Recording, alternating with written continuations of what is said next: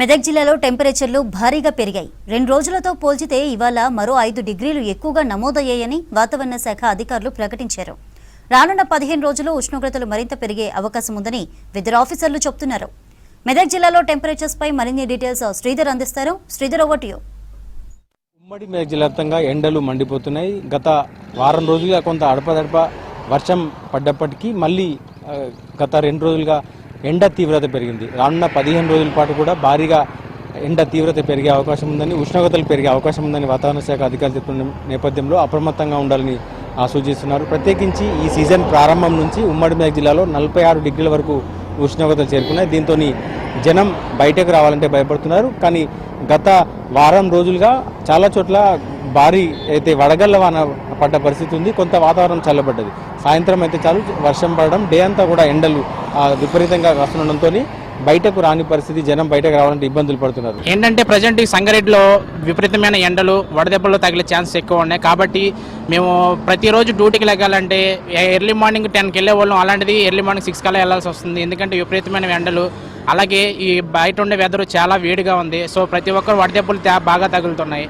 So దాని నుంచి మీరు చాలా సురక్షితంగా ఉండాలంటే ఈ ఎండల నుంచి భారీ నుంచి సురక్షితమైన ప్రాంతాలకు వెళ్ళండి. అలాగే చెట్ల కింద ఉండండి. ఎర్లీ మార్నింగ్ స్టార్ట్ అవ్వండి. ఎందుకంటే ఈ సంగారెడ్డిలో విపరీతమైన గాలి ప్రతిరోజు మినిమం 40 నుంచి 45 డిగ్రీ సెల్సియస్ నమోదవుతుంది. సో ప్రతి ఒక్కరు జాగ్రత్తగా ఉండండి. డ్యూటీలకు పోవాలంటే ఎండల వల్ల చాలా ప్రాబ్లం అవుతుంది. మన ఎంత నీళ్ళు తాగాలన్నా నార్మల్ నీళ్ళు తాగలేకపోతున్నాం. బండ్ల మీద పోవాలన్నా కానీ బండ్లకు చాలా ప్రాబ్లం అవుతుంది. అదే పర్పస్లో డ్యూటీలకు పోవాలన్నా కానీ పొద్దున్నే లేచి డ్యూటీకి పోవాల్సి వస్తుంది.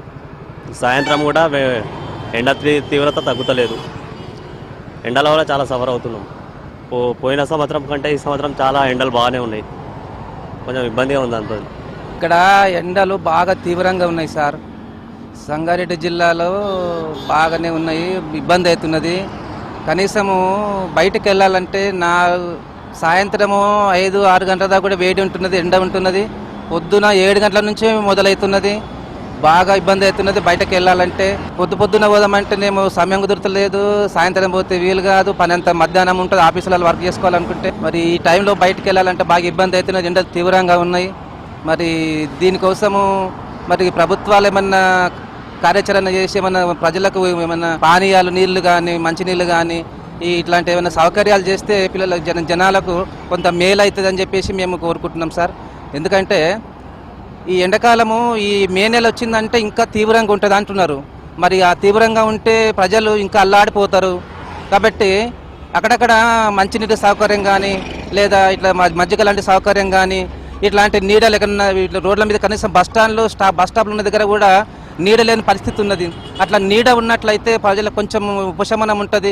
అట్లాంటి సౌకర్యాలు ఏర్పాటు చేస్తే బాగుంటుందని చెప్పేసి మేము కోరుకుంటున్నాం. అసలు ఎండకు బయటకు వెళ్ళలేకపోతున్నాం. అసలు ఎండ మాత్రం చాలా తీవ్రంగా ఉంది. ఎండ కూడా చాలా ఎర్లీగా స్టార్ట్ అవుతుంది. 10-11 కల్లా స్టార్ట్ అయిపోతుంది. ఏం వర్క్స్ ఏం అవ్వట్లేవు. ఎండ మాత్రం బీభత్సంగా ఉంది. మా లేబర్ కూడా ఆల్రెడీ ఇద్దరు ఎండకి వర్క్ అంతా మొత్తం ఆపేస్తున్నాం. ఎండకి ఏమన్నా వర్క్ చేశారు మొత్తం అంతా. వెళ్ళాలన్నా రోడ్డు పైనకి రావాలన్నా చాలా ఇబ్బంది అవుతుంది. ఇంకా బయటికి ఏం వెళ్ళలేకపోతున్నాము. ఇంట్లో కూడా ఉండలేకపోతున్నాం.